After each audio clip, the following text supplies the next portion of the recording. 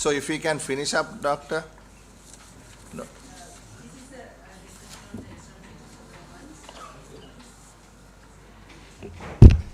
During first 9 months, the external sector current account has recorded a surplus of 1.9 billion, and the gross official reserves as of end of September stood at 6.2 billion, and the net international reserves stood at 3.4 billion US dollars.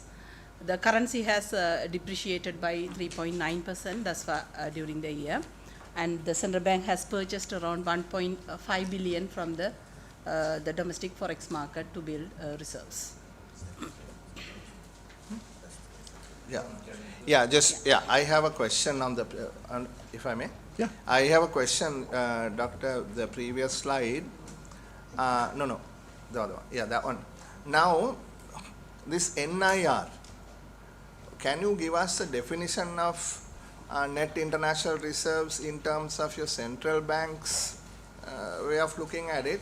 And also the program, IMF has a different definition of NIR. Could you kindly explain this to us? From the central bank definition, we take the gross official. Can you put the screen, big screen, somebody? Yeah. The central bank definition is from the gross official reserves, we remove the central bank liabilities.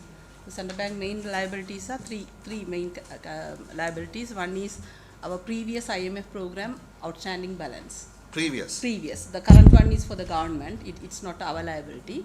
The 2016 programs remaining balance is a liability for us, and PBOC swap is a liability. That's around 1.36 billion, and also we have a liability with the RBI swap that has around 900 million as a liability. So when you take out these three major components, you get the NIR as per the central bank definition. So so what did you say the gross reserves was about 6.2 billion? Yeah. And the NIR was about 3.4. 3.4 billion. So it's about 2.8 billion. No, how much? 2.8 billion.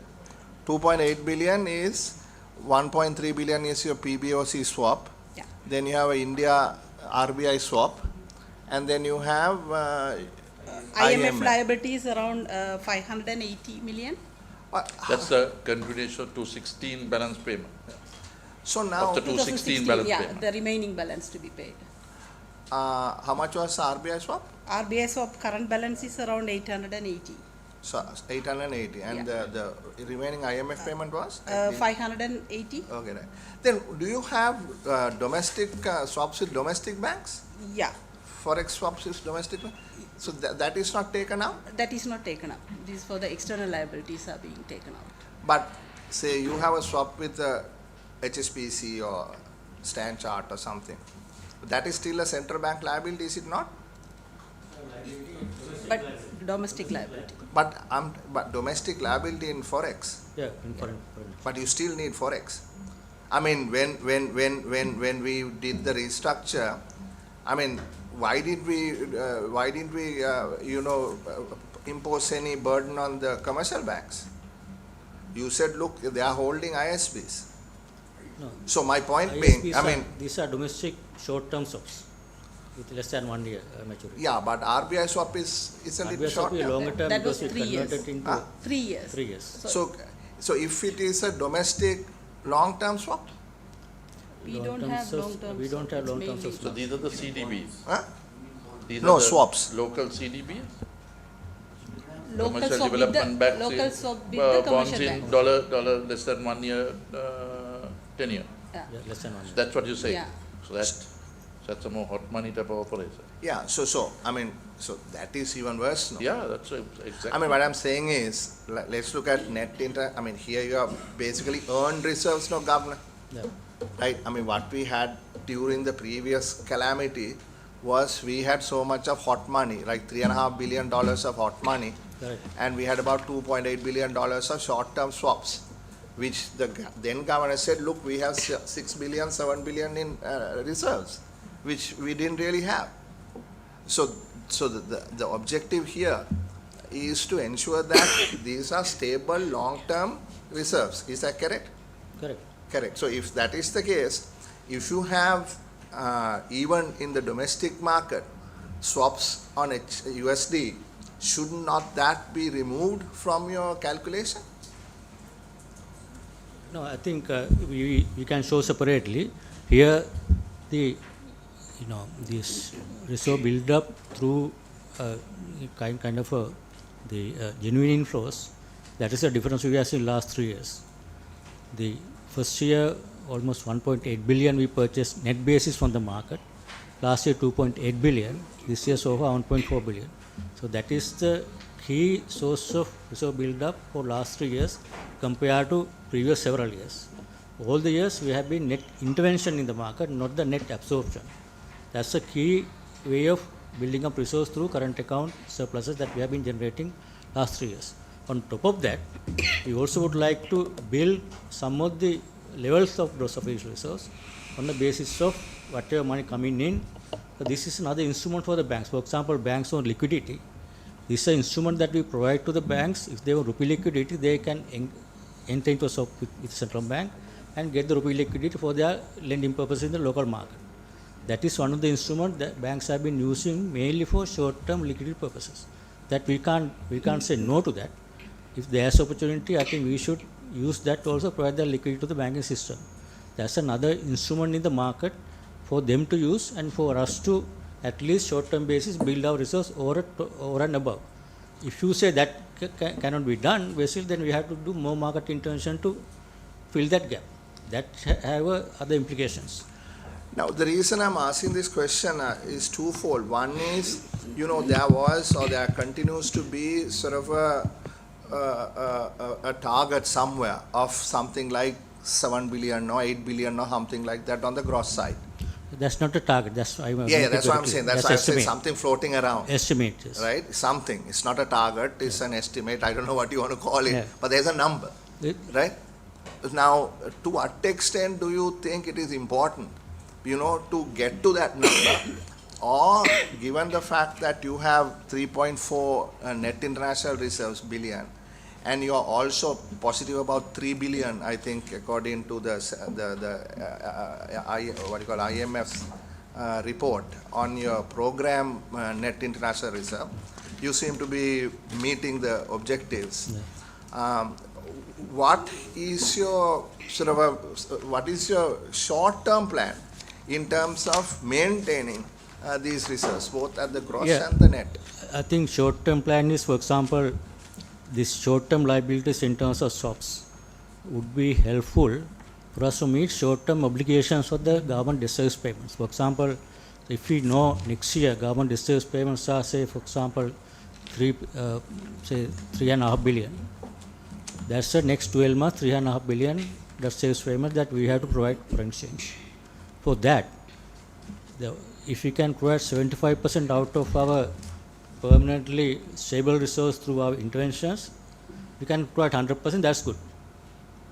If we think that we can't build 3.5 billion within 1 year, then other way is to build in the short term and then roll it over a period of time.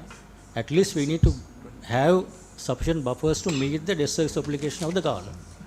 So usually it's after restructuring, compared to earlier $6 billion every year, towards the end of the crisis, now we have restructured up to last couple of years, 2.75 billion on average.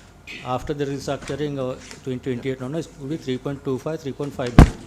So annual 3.5 billion requirement. Perfect solution would be if we can build our own current account surpluses, 3.5 billion, then all current account balance has good stable resource. But it's not realistic for within 1 year for us to build buy out of the current account proceeds 3.5 billion. Maximum we bought the history last year to 2.8 billion because they are motor vehicle import restriction. That's why the gap will have to be filled through short-term financing. This is one of the instruments. We can provide liquidity and at the same time short-term financial requirement can be met out of this domestic swaps with the concept because they are also building their resource. It's not that we are pushing them to bring that in because they are also building their foreign currency reserves in their accounts. So they can use that their foreign currency balances for them to be without permanently outright selling that to the central bank. They can have that money back if they want after 3 months or 6 months.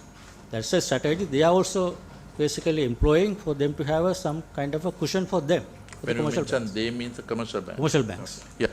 Yeah, but it's also, just one last point Yeah. on that, but it's also having a fairly significant impact on the currency rate, no?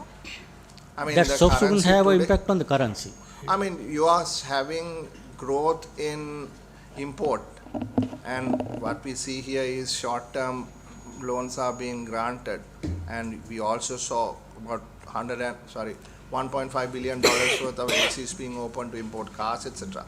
Then the banks you said are trying to build their own reserves. That's also putting complementary pressure on the currency.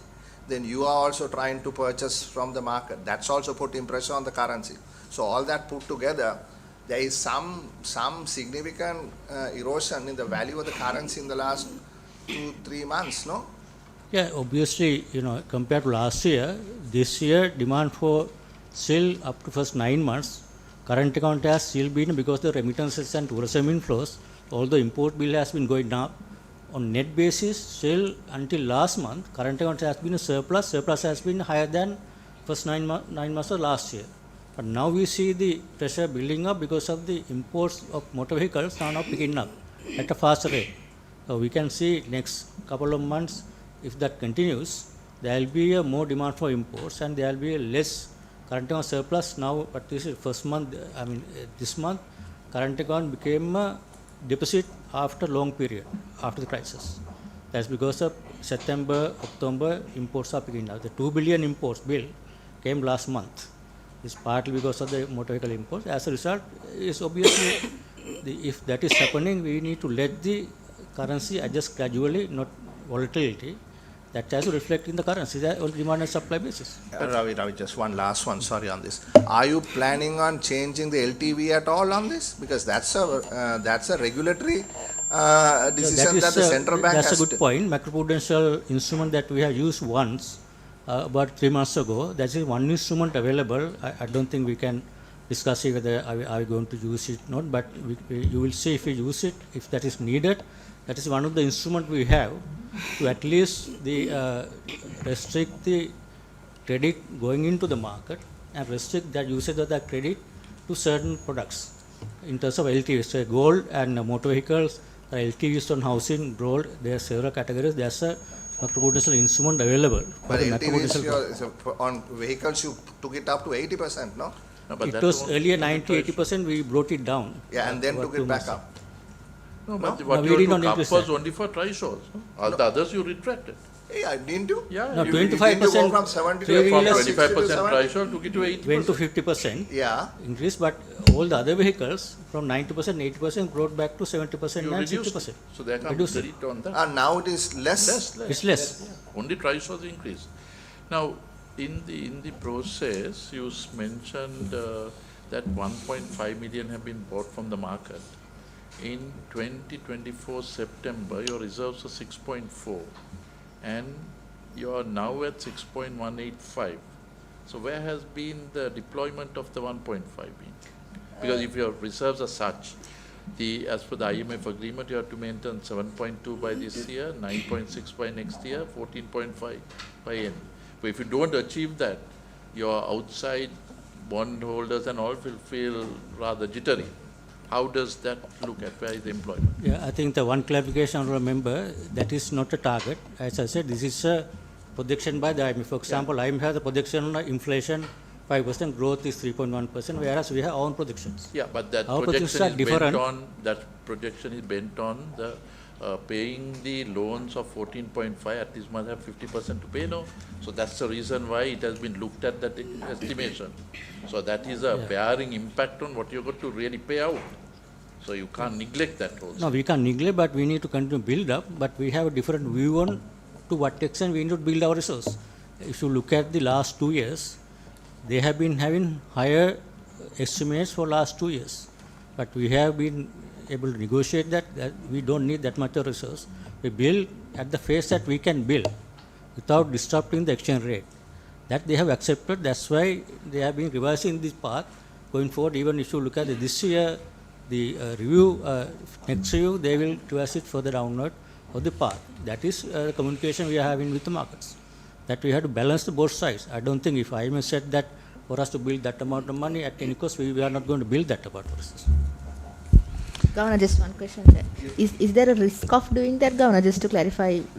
No, I think have that- important one is the market expectation and communication to the market why this was the case, and have it confidence in the market. We are in the right direction. Steadily we are improving our positions. Not that we are building up to the highly kind of ambitious target. We have to explain why we don't need that much of resource. For example, if, as I said earlier, annual debt service of the government is about 4 billion. Even when 6 billion, we never had over more than 8 billion resource in the history. So when annual debt service is 4 billion, if we have 8 billion resource, for example, you might reach that target next year gross basis, then that is to me, for us, it's a comfortable level of resource that market will accept that. They all depend on what are the future liabilities that of the country. And there are a few things. One is the debt service, government debt service is only one component. Other one is the overall current account inflows, remittances, the tourism and export growth. That is why important to have export growth continuous. With that, we also need imports as well, but we should be able to finance that out of foreign exchange earnings. That is has to be a strategy by the broadly by the government and the country. But for us, we have specific targets on the resource and the monetary policy. That's why, Chairman, I asked the question of the build-up, because if I take the mind back to April 22, when the debt standstill, we were unable to meet up and this thing. Now, that particular one is what is really impacting as of now, even borrowing from overseas, etc. Now, at that particular moment, the debt standstill would mean, did the Parliament approve that? Was it communicated to the central bank that yes, Parliament is giving approval for the debt standstill? I think that question has to be asked from the Minister of Finance. No. Sorry? Honorable Chair, I think this is, No, that question has to be asked from the I don't Minister know of this, Finance. this I is agree. I think, Honourable Member, that I don't think the governor can answer. It's a decision that we are was. unable to borrow at the moment owing to a debt standstill that was there. No, I agree. That's a question that I That's what we presume. are caught up in this. So but that's why build up a the done deal, reserves no? I mean, Yeah. all of us have Is criticism over that, recovering but too. No, so the issue there was the Parliament was not made aware of facts, and as a member who was regularly questioning the then central bank and the ministry, we know for a fact that until they officially announced it in the Parliament that we had only $30 million, we were assuming, we were told they had enough reserves.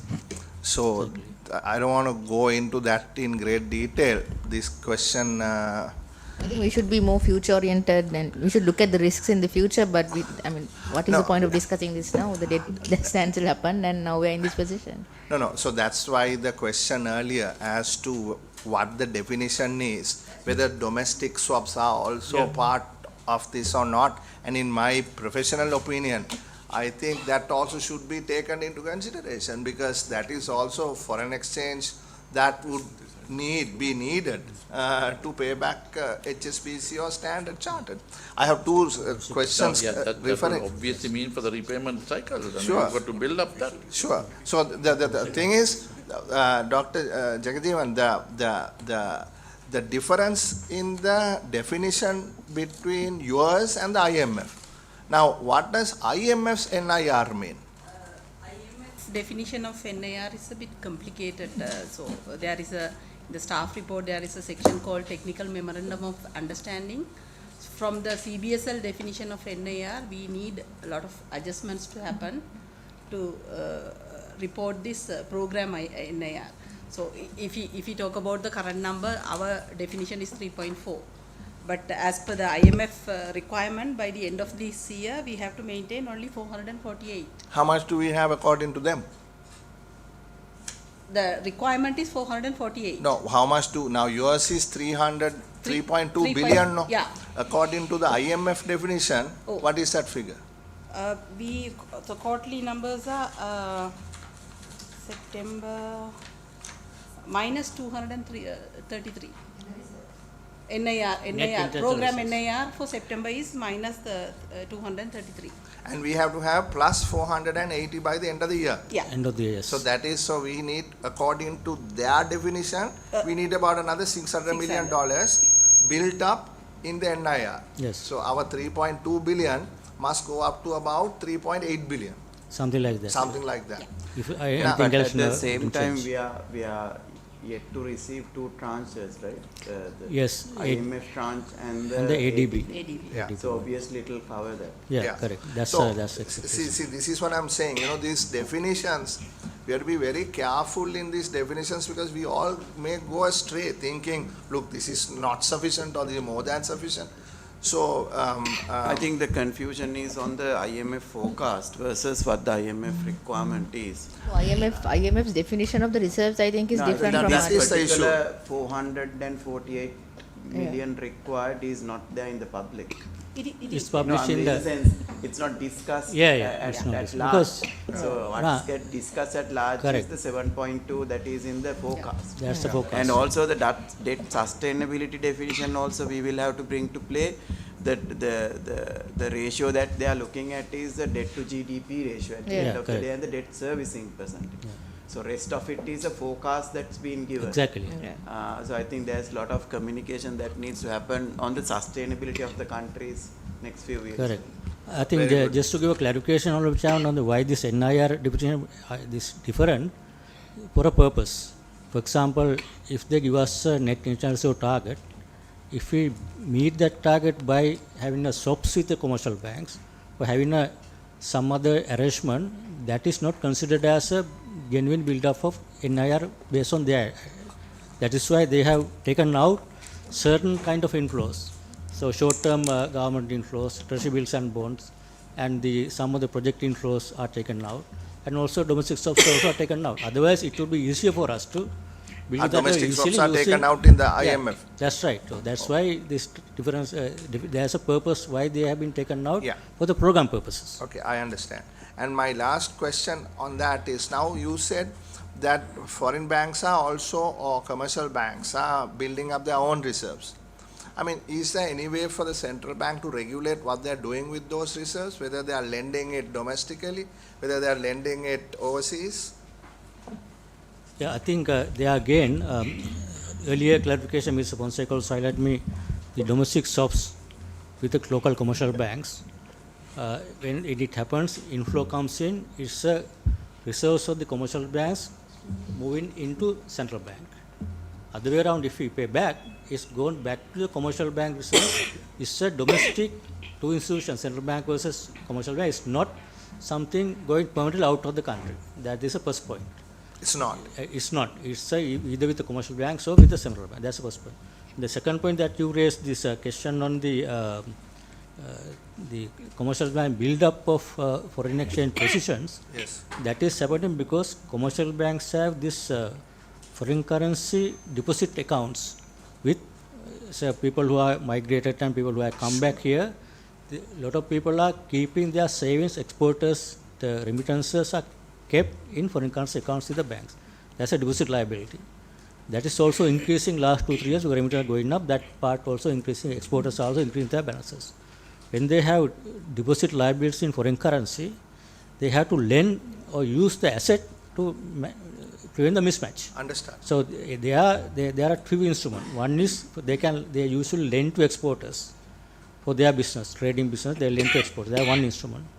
Other one, earlier we had the government issues foreign currency denominated loans or SLDBs, so that they could have invested and earn a little higher return by investing in foreign currency instrument. If they don't have both of these, any balance, they have to park somewhere outside and earn some return, so that they would be able to give a reasonable interest for deposit holders, foreign currency deposit holders. So that is why if you look at last 3 years, because there's nothing much, government did not take single foreign currency borrowing so far from the banking sector. So they have been building up, but they have no opportunity. Only thing they use partly export credit, partly they are investing outside government securities in the US treasuries or some other instrument, they have been investing for them to be able to, one is to prevent the mismatch, other one is to get them a reasonable return so that they can give it back to the deposit holders who are holding foreign currency deposits. That is, I don't think we should intervene in that because we don't want commercial banks to mismatch and expose to currency risk, having a mismatch in the dollar liabilities versus rupee liabilities. But do you watch it? We Or monitor every time we monitor. That You is do? one of the reason we recommend to government. And government actually announced that they are going to issue the instrument called dollar bond. So it's a similar Yeah, instrument. They can take part of that back into the central bank reserves, and government can use that money to finance the budget. Giving them an opportunity. Yeah. Okay. So that would mean that that's a NRFC type of currency development. Yeah. So what would that cost be to retract that from the banks into the system? What would be a offer onto the dollar bond? So I'm not quite sure if you can. What would be the interest rate you'll have to offer to capture that? That will be based on the market base. They will conduct auction and look at the maturities 3 months, 6 months, 1 year or So longer term. in your experience, what type of rate would it have to be given? Will it have a No, direct impact on the his- lending rate that you're giving at the Now, moment? or- historically, it has been basically benchmarked against our international sovereign bonds trading in the global market. Now ISB is already in the market. There is a benchmark rate for Sri Lankan government. What are they for trading interest. at now generally? What is that? 29? 4.7 to 6. 6.7. That's a range depending on the maturities. So they are trading at a discount? No, I think this restructured bonds probably yes at Slight premium, I think. discount? No, no, Or a premium? must be a premium because now a premium. Okay. So that's Those are the what benchmark last- rates. So basically, depending on maturity and this benchmark rate, banks can bid. So what is the on most liquid series, doctor? I think I don't have. With We regard publish. to T-bonds, we see some sort of interest with regard to T-bonds, but generally around 3 to 5 years sort of. No, what I'm asking is what is the most liquid ISB after ISB. restructure? ISPs. We have statistically each ISIN of the ISB, but we don't have right We don't now, have information on volumes. with regard to But trading you must be volume. having your Reuters screen in the Total back? screen is a indicative rates are shown, Yields. not the volumes. See the Yield, yields. only yields. Yeah. So my question is not very specific. I mean, what? I mean, is it like a 5-year bond that is trading, or is it like a short-term, shorter tenor bonds or See, long basically, tenor? investors' point of view, what they say, all are fairly liquid. Okay. And there are interests in some, depending on the investor category. For example, long-term investors would like to hold on to a long-term bonds. Okay. Then the hedge funds basically play around the short term. Now, It's what going is to be- the reserves we have at the moment, our country reserves, what type of interest do we bear for our reserves that we have? Where do we invest it and what's the return we get? Do you have that information? It's usually linked to where we invest. For example, US Treasury is other key investment Yeah, in so US what's the dollars. return we get? It's about what I think 4 to 5% in US dollars. If you invest in US Treasuries right now, it's about 3-4% depending on the maturity. So we get that return while investing in this US Treasuries.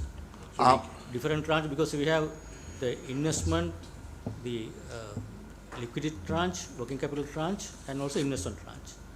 What we have the working capital and liquidity tranche are short-term requirements of funds. We can't invest those funds in a long term. Those are money market deposits, much low interest rates, and liquidity tranche is a little bit longer, and investment tranche is the one we can invest little longer term because that money won't be needed immediately. That's about So that- 45% of the. It's depending on the basically tranche size will be determined by the next 12 months liability. So how much of money needed to service government debt Right. and our liabilities. So if we think we need next 12 months period, say 3 billion is the requirement, so we at least keep 3 billion in a short term liquidity and working capital transfers. Balance we invest in the In the investment long-term tranche. investments. Return is around 4% now. Yes, I'm Right. getting that information. Dr. Jagadish, before we go to this, we don't need much time now on this. Yeah. We can go quickly. Now, one But- other thing, but- on this the deviation target that we have, we find that normally it is expected that you all give a remedial action, but I don't think the last 6 months the same, the six returns have been the same. Yeah, that's really the question I was going to ask too. I was going to ask Remedial two action is questions, that, and this we is have- one. Basically, if you think our mandate is to 5%, current Montrepal stance is the remedial action for us to reach this 5% target. Yeah, so, I mean, we go back to the theory now again. I mean, how potent are you? You know, how much damage or help can you really do in terms of managing inflation? I mean, I was, so, I mean, it's So about now monetary policy, you know. six deviations, the answers are one of the same, Yeah, and it's all, the response is the same. yeah, so if you ask this specific question, Governor, you know, what is the reason for the Failure to achieve. failure to achieve the target? Now, obviously, I think we explained several times. So why don't you, Sujit, explain last, if you look at that chart, you clearly see the deviation below zero is coming mainly from the power and energy sector. There has been significant volatility in prices through electricity tariff adjustments. Yeah, so that the- is nothing to do with the monetary policy. So that is the question. Yeah, I mean, That then, really then So So that's supply the question. side operation. Yeah, I mean, so That's so the how, answer. how have you know, what have you done, right? Or is it even within the scope of your work, you know, to explain, you know, that this is a supply side matter, so therefore there is nothing much we can do. Asking that a is fundamental that's our question. communication. I think we have been trying to explain that through every monetary policy review and inflation report we publish. We have clearly mentioned and shown the sources of this deviation. Where it coming from the food prices, energy prices, those are beyond the monetary policy kind of a control. What Governor, we I can think- So are you control. telling me This- that the this- government should not pursue a lower trade policy? No, we are So not. then- We are then not saying that. The answer from an independent This is central the bank, explanation. What is the answer for the deviation? We are asking that. This is We are the not this is the answer. If you discussing can read carefully, if that. you can That's understand. Understanding the reading, but the question is the independent that come from you, you can't put the blame on the fiscal and the supply side, which have nothing to do with the There's no monetary. blame here, Honorable MP. I'm asking the question there. I think we had the same discussion in the last Last- review also, and it was clearly I explained that think this it was supply side. I mean, we all admitted the Sri Lankan inflation is heavily driven by supply side. There was 70%, I think, even previous. But we've taken actions mostly on the demand side. That is also true. But now I think what we really want to understand is, now there was a basis point adjustment that the central bank did. Last time you guys said that we are adjusting it a little lower, so there will be a more aggregate demand and it will push the inflation up to the target.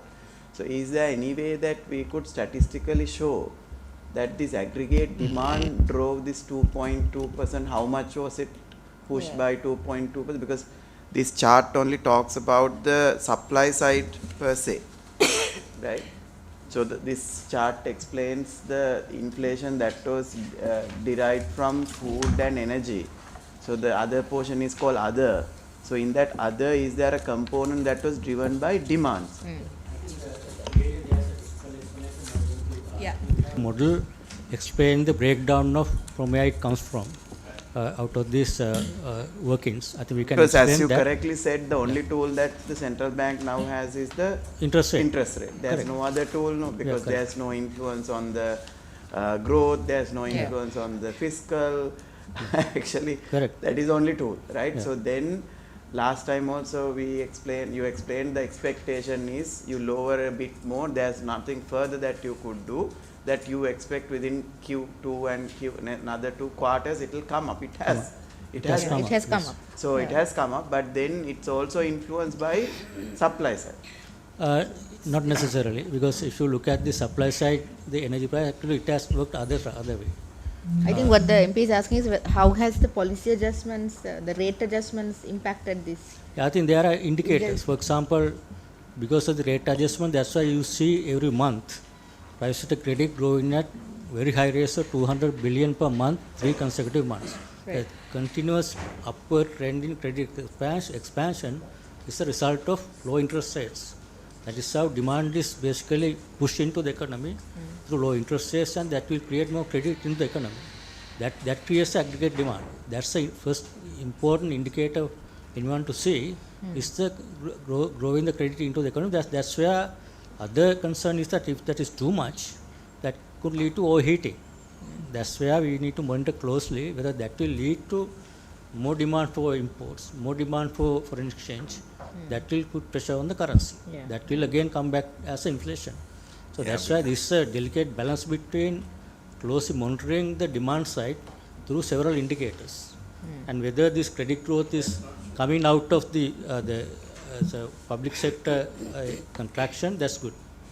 If both public sector and private sector expanding, that could be too much expansion that will reflect in the imports and the balance of payment. So That's a structural issue we have in the economy, right? And also, if I can explain from this chart, we have this co-inflation also plotted in blue line. So even though headline inflation went to a negative level, co-inflation didn't move to negative That's level. right. And that shows that the stimulus that we have given through the monetary policy easing was helpful in maintaining the demand side of the inflation curve. It has been in the range of around 2%, and it's now it's on the upward trend again. So that itself is a sign that we are moving towards the targeted level. Yeah, I mean, it's also how you look at it. I mean, theoretically, which side of the divide you are. I mean, what Friedman said is inflation is always and everywhere a monetary phenomenon. There's no way that central banks can drive growth. It's no way. Only in the short term, in the business cycle sense, that you can push up growth a little bit, but in the long term, the aggregate supply curve is completely inelastic. So therefore, you are looking at either the business cycle or you are looking at real growth. I mean, you need productivity improvements to grow this economy. Central bank can only do very little. But beyond that, on this case, what about the exchange rate? I mean, the exchange rate appreciation obviously had a huge impact on the reduction on inflation. And whose responsibility is that? Yes, again, the exchange rate management also part of the monetary policy. Monetary policy is not only the interest rates, other one is the letting the exchange rate adjust based on the demand and supply. That will also transmit into the general price levels. Yeah, so that's the two parts, external demand and this why when you look at the aggregate demand, one part is the domestic demand, other part is the external demand through net exports and imports. So exchange rate will take care of the external demand part. Interest rates will take care of the domestic demand part, which is much larger. In Sri Lankan economy, is 70-75% is domestic demand, other small part is external demand. Yeah. The exchange rate will have act as a shock absorber to manage the external demand part. If there is a drop in exports, obviously currency will. What if we plot the exchange rate also in the same chart? Now, completely different picture. bars Yeah. are also driven by exchange rate. No? The fuel prices and all those things are pegged now. Yeah, when you look at the consumer price index, I think import component is 25%, no? What is? Yeah, less than 20. Less than 25% is the Of overall our index. consumption basket. Consumption basket. So the influence of the exchange rate only applies to about 25%. 0.25, 1% increase, 0.25 is the exchange rate component. Inflation. So this It's year a price since, level. this year since we had a stable exchange rate, everything is driven by mostly demand and Yeah, supply. correct. Yeah. So therefore, I mean, there is a lot that the central bank has been doing. I mean, it's influencing exchange rates, interest rates in such a way that the demand has been managed. So I don't think you should say it's all supply side. I mean, Yeah, you of course, played a significant role in this operation.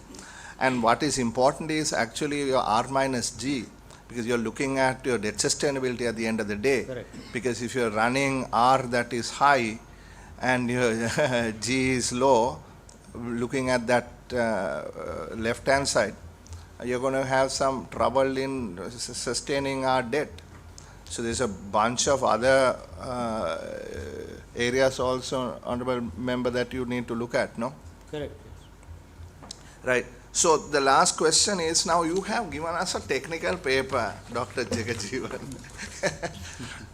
It's I don't know, it's interesting read, 24 pages, but it looks as if you are trying to tell us these four people who Harishchandra, Jagajeevan, Pathberia, Mahipala, Pathirage and Pereira determine this 5%.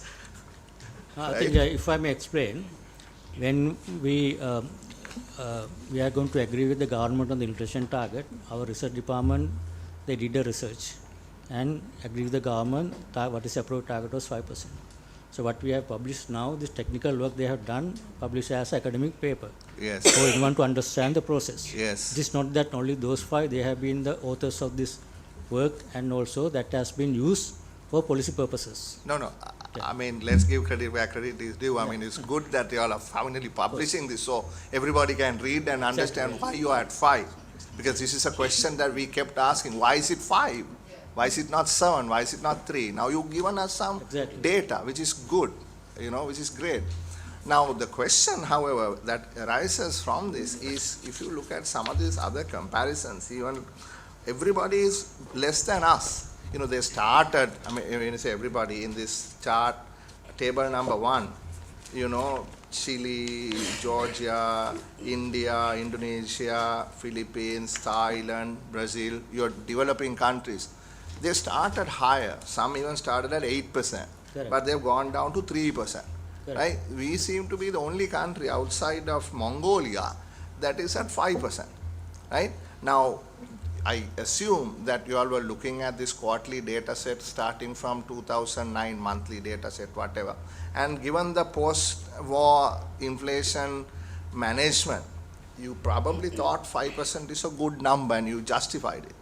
But the question now is whether we can do better, right? Whether we can do better and we can bring it down to say 3% or 4%. And when are we going to start that conversation? And where will that conversation We are already begin? working on that because 3-year period is ending, I think September next year.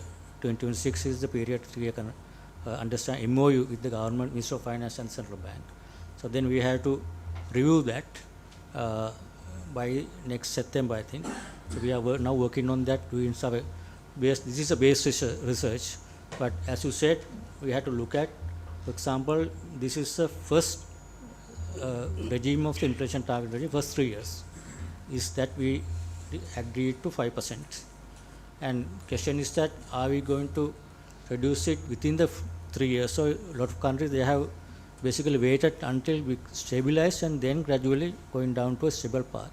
There are several other factors we need to consider. Other part is that, as already we understood, if inflation is majority, large part is driven by supply side, then you need to have a variability within that for us to control. For example, advanced countries 2%, this demand side is the 90% of the inflation can be controlled through demand side. No supply side impact is there. Other way around. Then we can be confident we can control that 90% of the inflation, whereas if we think we can control 50%, and there has to be a leeway for the balance for the supply side or other policies to take into effect the price levels. It can be positive or negative. I think those are the things we need to think about it.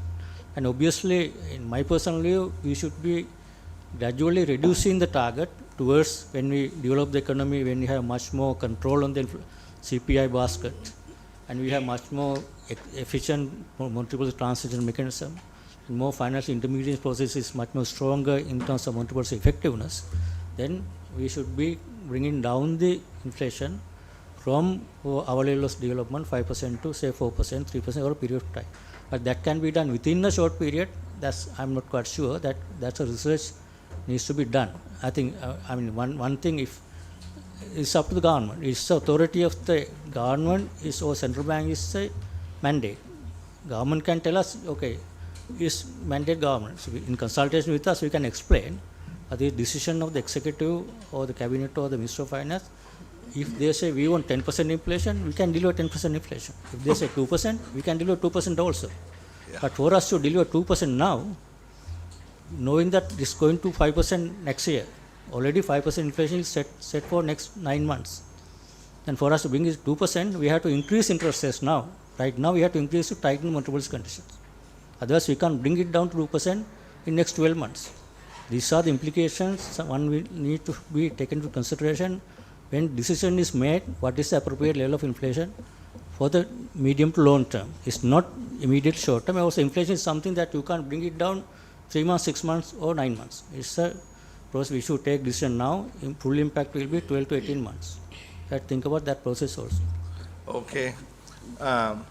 Just one question. Governor, do we have an analysis that this particular supply side and the demand side, how it works for Sri Lanka? Because if you are setting a new target, probably we are considering a new target, there need to be a thorough simulation to be done based on how the country is growing at the moment. Because how things were 2 years ago and how things are now is two different things, and also the fact that there's the only tool that central bank has is the interest rate, and again it has two sides to it, because if we now again increase the interest rates, it's going to again slow down the credit growth. So there are multiple factors that will come into play rather than debating of the like whether it's 5 or 3. Do we have enough strength both between the government and the central bank to, is there a team who's working on Yeah, this? we have technical area that we can work on that. Obviously, government side also we would like Minister of Finance to also develop that capacity to understanding of how these things are worked. We can have consultation all the time and have discussion, technical discussion. We can have that discussion. Chairman, And, this is a very going- important yeah. Yes. debate. Yeah, it's a very important debate, and it is Yeah. timely that you have done this paper. Perhaps we could even have a workshop if the members are wanting to dig deeper into this, and more as an academic thing. I think it's Beyond. important because there's a school of thought outside that you need inflation at a particular level to grow. I Correct. don't know whether That's to- also one of the to- factors. That's a good point. For So example, country like us, 2% inflation will not help country to go at 5 to 6%. That's Yeah, very so- clear empirical evidence. So that also need to be publicized and Yeah. explained, because people generally think inflation is bad. Yeah. So- High inflation is bad. Yeah, high inflation is bad, but even Now, now you need some inflation, moving from minus to positive is also considered bad now. but that is good. Yeah. So somewhere there need to be more literature and education on public what we are doing as a country. Yeah, And where we want to that's say. it's important that this understanding is very important among the public, especially why this 5%, why it is not 2% or 3%, and also what is the implication. Why it's not minus. Yeah, that the minus, why not minus? It's a simple question. The simple answer is that means prices will be coming down every year. So who would want to do the production? For example, if you are a paddy farmer, if you think your prices are coming down next year, there's no incentive for him to produce, because cost of living is, other expenses will be going up. It's always is what we call little bit inflation is like grease on the wheels for the growth. You need some inflation. It's not 3 to 5%. It's a debate that we can discuss and determine. I think that's an important debate. We will continue to have this discussion, I think, for a better understanding. Thank you. Chairman, on the areas of the IMF report, there was a reference to bank supervision being insufficient and not enough staff, and not sufficient bankers. Is that being addressed now? Yeah, I I think think fourth or fifth review we had have that. been in the process of recruiting for some areas, for example, technical areas. We see some difficulties in recruiting because in the crisis period we had a lot of people attrition. Some experts migrated to other countries, central bankers. As I said, we have a resource constraint. That's why we are now in our human resource revamping strategy. and recruitment strategy and recruit people who are expertise outside on the contract or short-term basis to fill the gaps. That kind of thing is going on. Right now we have given some resources, but still we need more, especially some of the areas like technology, cybersecurity. Those are, we don't have expertise within the bank. We need to bring that expertise from outside. Bank supervision is obviously central bank business. We need to train our people, skill up and get them ready as good examiners. The Director Bank Supervision is here. If she want to comment on that question, please. DBS. Could we answer that question along with the financial system stability? Yeah. So, Doctor, let's go fast on this. I mean, that's one more point to add. Interesting discussion. I already had this inflation. Yeah. One other thing, why inflation can be stabilized to a low level when you have a less volatility in utility prices. What happened last 2-3 years? Huge variation in energy and petroleum prices because of the crisis. If you are moving into a cost-reflective pricing and smooth adjustment, that will help for us to basically address the supply side and administrative component, can have a stable inflation going forward. Yeah, in that context, you all also better tell IMF that quarterly adjustment of electricity tariffs is useless. You should at least go to 6 months, because otherwise... No, I think the point is that, I think in my view, quarterly is better, because Really? 6 months adjustment, if that is large, this will have a shock on the price No, levels. it won't be But that. quarterly, that's an example, is a petroleum price, monthly adjustment, no one feels that. It doesn't transmit into a price level because of small adjustment every month. Yeah, that's what India is. Even more, yeah, that's the problem with the electricity. You need a lot of data to determine more regular adjustments. So they are fighting the PUCSL and the CEB. That's a different issue. So if they come on the same page, right? They can't agree on the costing. The cost I mean, reflecting so the- therefore there's a huge volatility. Now today they are saying CEB made 13 billion. How many? 13 billion or something loss. I mean, it's really not a loss, because the clawback was considered as a expense when it should have really been a contingent liability. No, that is where the risk is 13 billion loss, and if they forecast another 13 billion in the next 6 months, there will be a 10% increase. This will have a direct impact on the inflation target. That 10% hike means it will have a price levels only going up by at least 3-4%. No, that is because of the starting point of the bulk service tariff, no? Oh, that's a different. So I mean, those are definitions that need to be sort of resolved. But let's move along. Then the other one, Chairman, was on the areas. In January 25th, he asked about this digital currencies, crypto, and now it's very much a hot topic. What's the situation? Because at that time they said not relevant, but now it's become more than relevant. Honorable Member, it is part of the financial system stability, cryptocurrency and all of that. So shall we just let Dr. Jagajeevan quickly finish this and then get to the other question? on that would be the EPF. Now the debt management has been taken out of central bank with the IMF insistence, but the EPF still remains, because and the IMF management is with you all buying to the banks, which is regulator and operator. How do you look at delinking these to a more independent authority? So that question, wait, let me quickly finish this, because legally I got to finish this section, right? So let's do that, and then we'll come to the question the Honorable Member asked.